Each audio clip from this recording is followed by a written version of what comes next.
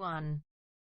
You are going to hear a conversation among Dr. Archer, Larry, and Judy, talking about the new term. First, you have some time to look at questions 1 to 6.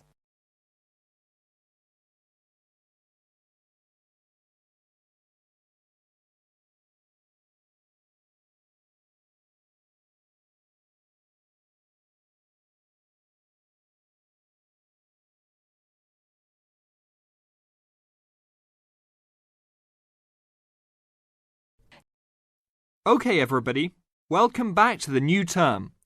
I hope you've all had a good break and that you're keen to start on your research project. What I'd like to do this morning is to give you a chance to ask questions about the project, requirements, ways of approach, how to get help if you need it. Today is informal. It may be already written on paper, but it's nice to have an opportunity to have it confirmed. So, any questions? Dr. Archer, is there a confirmed due date yet to hand it in? Yes, I can now confirm that it's 16th of July, not 15th, as first advised. Okay? And what about the word limit? Well, there is some flexibility on this, but in general it's 8 to 10,000 words. Ah, I see. And you can choose your topic, anything from years 2 and 3. Yes? I still can't work out what I want to do it on. In that case, you should see your course tutor to agree on your final topic, and you should also be aware that there is special assistance available at the library on library resources if you need help on that. Can I just check on the deadlines for everything? Certainly. Look, let me write it on the board when each stage should be completed. First of all, you've got to work on your basic project outline, and that's due in to your course tutor by 21st of February. Which is only 2 weeks away, so you need to get cracking on that. Do we have to include a full reference list by then too? No, your reference list is due on 6th of April, which is 1 week later, so you have time to discuss this with your tutor.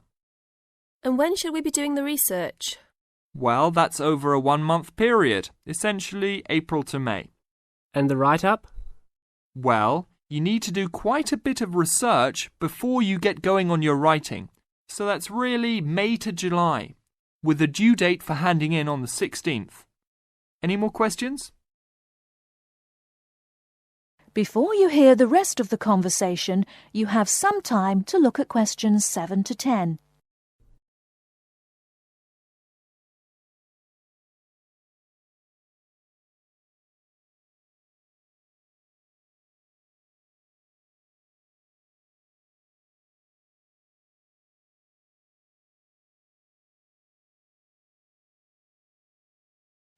Now listen and answer questions 7 to 10. Well, sir, just some advice really. It's about the research approach. Would you advise us to use some case studies? Well, Larry, I know these can be difficult to arrange sometimes, but I really feel they are of great benefit in this subject.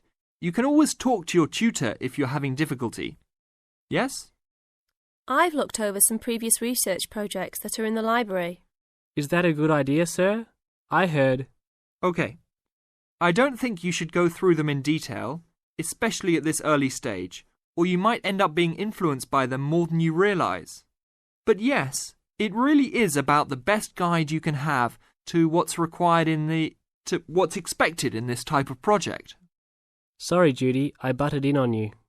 That's all right. It's just that I noticed one project was a joint one. They worked together as a pair. Is that a good idea? Yes, I remember that paper. Working in a pair can have some advantages, but to be frank, this is meant to be an individual project, so it's best to work on your own. About using subjects, is it okay if we use family members? Your own relatives? I don't see why not. They probably offer some advantages in terms of availability, although you need to guard against possible effects on your research outcomes. So, you can if you want. Perhaps you should discuss this with your tutor if you plan to use relatives, so you can approach it in the best way. Okay, thanks. Okay then. Well, I hope we've been able to sort out a few things. You're welcome to see me at any time, or drop me a note if you have any more queries. Fine, thanks. That is the end of part 1. You now have half a minute to check your answers.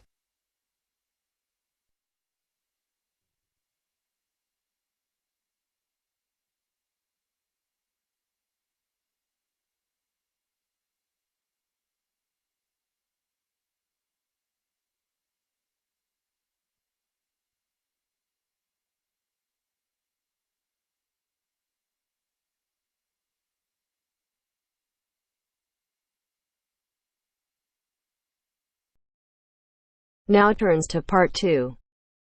Part 2. You will hear a conversation between two people who are about to share a project at work. First, you have some time to look at questions 11 to 15.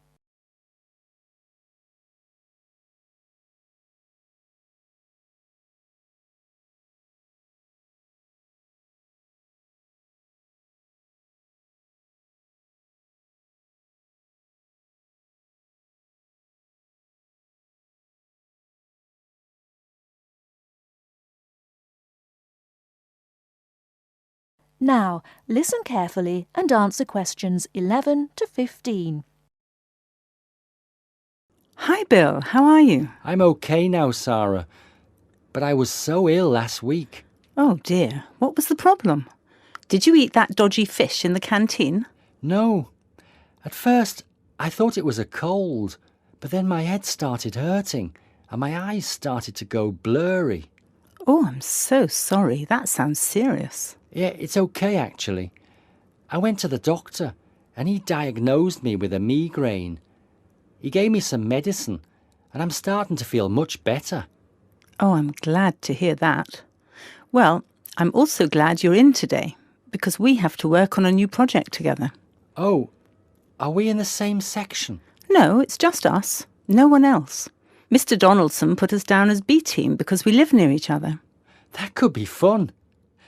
What do we have to do? Well, the project is partly internet research, then checking reference books for information to prepare a survey, which we have to use with people we know. Great! What's the topic? It's to do with shopping over the last 10 years. We have to find out how customers have changed their behaviour. OK, so what's the first step? I think the first thing to do is to check the list of references he gave me. But my computer is in for repair, so if I check in the reference library, would you be willing to look up some references online? Once we're done with the reference checks, we can write the questions together. That's fine. I'll do the internet research. So, what sort of shopping are we looking at? Only food or goods or clothes shopping? We have to find people who are willing to tell us about personal things, like deodorants, cosmetics, soap or vitamin creams. The other groups are doing food, electrical goods and clothes. That won't be so easy, Sarah. Before you hear the rest of the talk, you have some time to look at questions 16 to 20.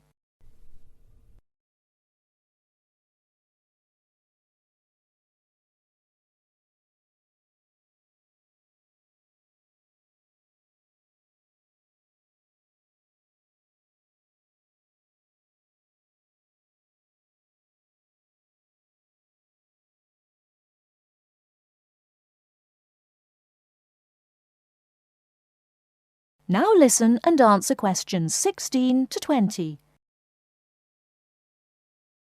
People might think those things are a bit private.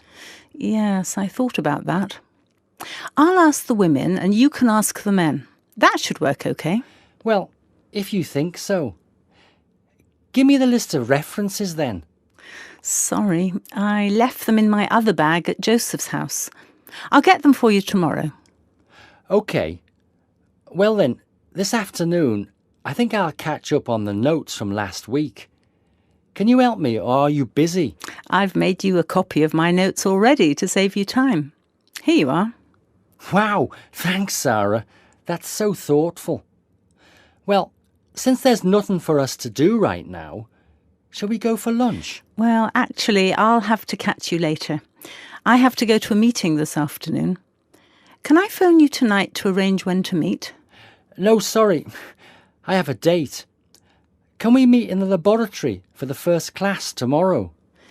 I'm not sure because I have to go to the library to collect some books.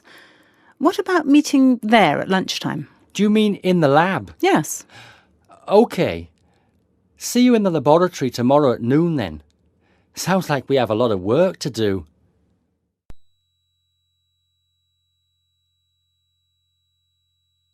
That is the end of part 2. You now have half a minute to check your answers.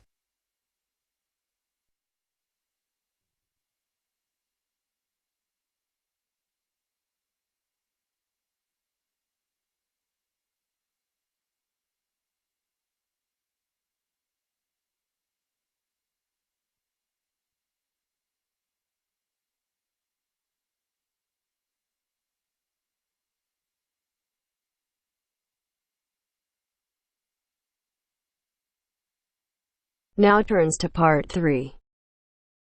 Part 3. You are going to listen to a conversation between a tutor and two students. In the first part of the discussion, they talk about a fellow student. First, look at questions 21 to 23.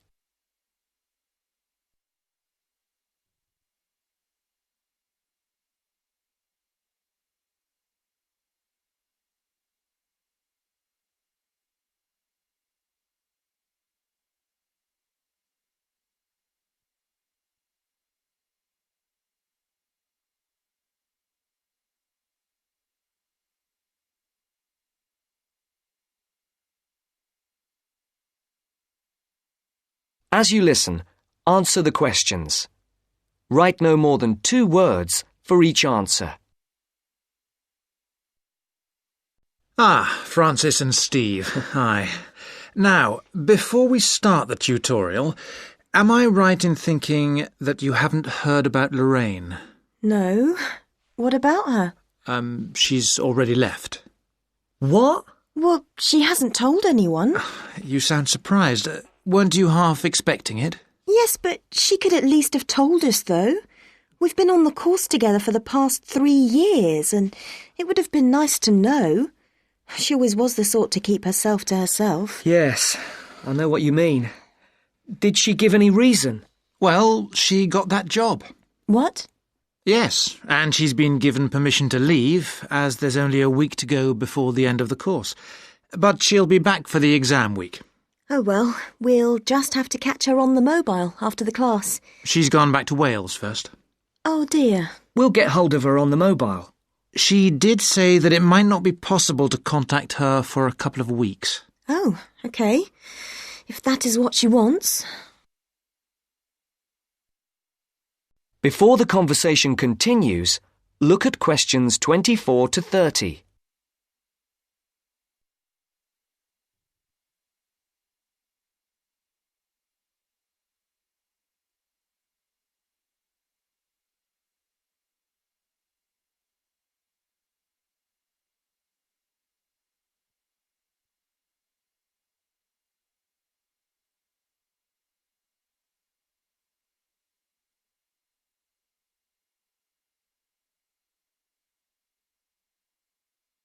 Now listen to the second part of the discussion. The tutor and the two students are talking about assessment marks. For questions 24 to 30, there are 4 alternatives: A, B, C, and D. Decide which alternative is the most suitable answer and circle the correct letter. Right, to work. We're here to look at your assessment marks for your coursework. I take it you haven't seen them yet? No. Not yet. Well, you'll both be pleased. In fact, very pleased. Yes? Francis, you have come out with the top mark in the year. Oh. You have, in fact, got a starred first. Wow. Aren't you pleased, Francis? Yes, I'm just speechless. And, what about me? Well, Steve, you got a first as well. Oh, I don't believe it. You might have done even better, but there were a few faults with the 5,000-word project you did on traffic management. And what about the book review we had to do? Yours was, I can safely say, the best we have ever had. You're kidding. I'm not. In fact, you have won the departmental prize for the piece. It's a pity, really, that your project wasn't of the same calibre. It's still not bad at all, though, is it? It certainly isn't. What do you think were the faults with your project? I just wasn't very happy with the conclusion, and I got myself in a bit of a twist with the argument about road pricing. By and large, your overall conclusions were okay, and I would say that your thoughts on road pricing were quite original. The problem was more with the actual end. It was a bit disappointing. You started off well, but then it ended rather suddenly, as if you got fed up with it. Yes, I did kind of stop fairly abruptly. I couldn't think of much to say, even though I knew it was important. Yes, that section needed a bit more work on it. But, as I said, by and large, it was very good. And, Francis, your project was excellent. So much so that we think you should take it further and perhaps do a PhD or at least an MPhil. What do you think? I hadn't really thought about it. I've just been concerned with getting through this final year and getting all the coursework and exams out of the way. I can understand that. But I do think that you ought to consider it seriously. If you perform as well in your exams as in your project work, you're on course for a first. Do you think that I'd get funding for it? Well, any grant will be discretionary, but you have as good a chance as anyone else. I'd even say a much better one. If you do get a first, it'll be the only one we've had in this department for 3 years. And I'd be happy to be your supervisor. Thanks. I'd like that. Do you think I should start applying for it now or wait until after the exams? I think you must really start thinking about it as soon as you can. And Steve, what about you? Have you thought about going on to do research? I have thought about it, but I have a job lined up if I get a good degree. And quite honestly, I am fed up with not having enough money to do the things I would like to do. I can understand that. Is there anything that either of you would like to talk about? Yeah, I have a couple of things I'd like to ask, if you don't mind. OK. We have roughly 20 minutes left, so, Steve, would you like to go first? Right.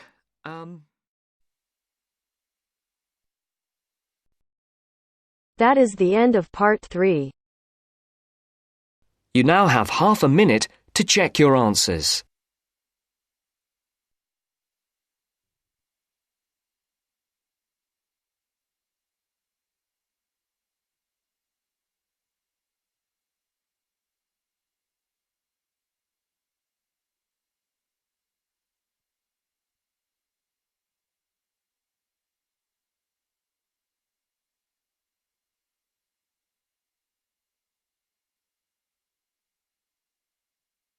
Now turns to part 4.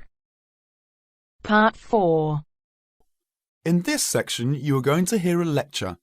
Questions 31 to 40 are based on the lecture. Before you listen, please look at questions 31 to 40.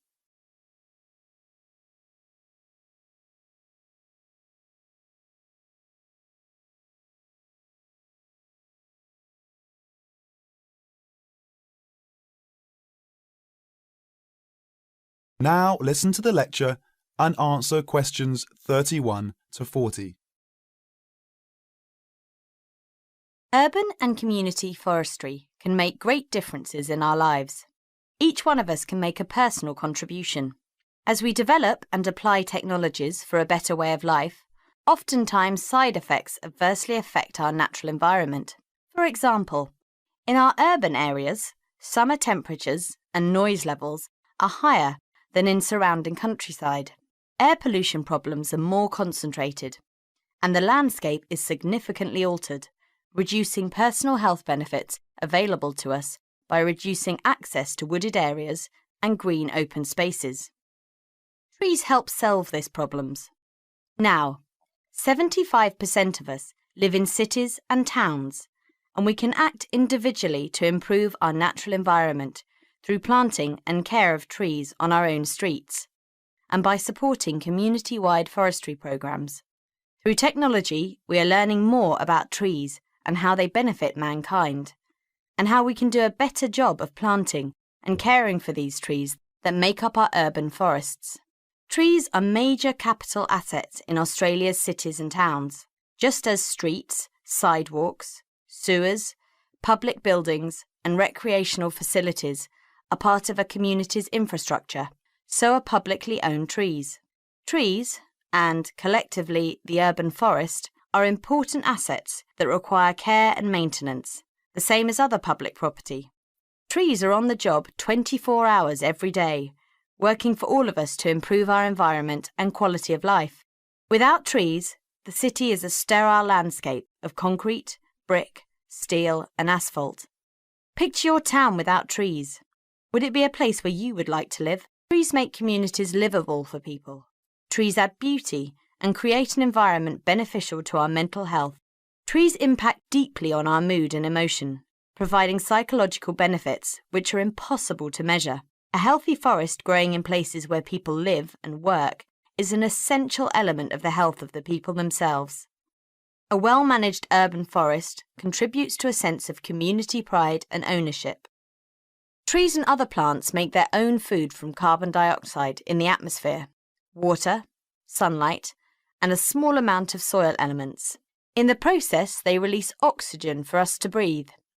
Trees remove gaseous pollutants by absorbing them through the pores in their leaf surface. Particulates are trapped and filtered by leaves, stems, and twigs, and washed to the ground by rainfall. Air pollutants injure trees by damaging their foliage and impairing the process of photosynthesis. They also weaken trees, making them more susceptible to other health problems, such as insects and diseases. The loss of trees in our urban areas not only intensifies the urban heat island effect from loss of shade and evaporation, but we also lose a principal absorber of carbon dioxide and trapper of other air pollutants as well.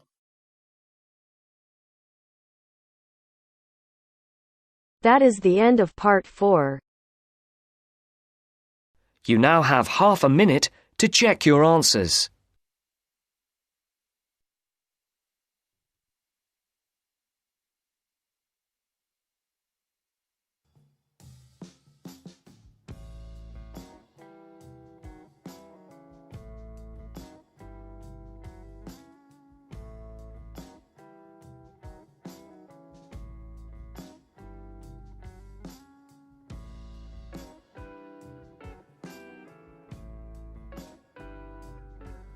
That is the end of the test. You now have 10 minutes to transfer your answers to your IELTS listening answer sheet.